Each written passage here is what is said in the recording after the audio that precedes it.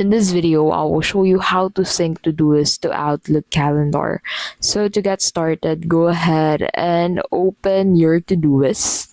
And then from here, click on your profile at the top left corner of your screen and then click on settings.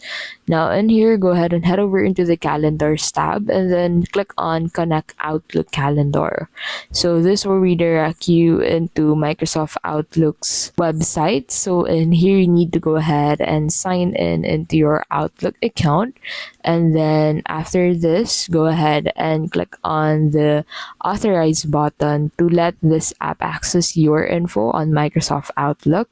And then after that, you'll get redirected back to Todoist and you'll find your Microsoft Outlook connected into your Todoist account. And that is how you can basically sync Todoist to Outlook calendar. So you'll just need to basically resync your events every time that you add events to your Todoist.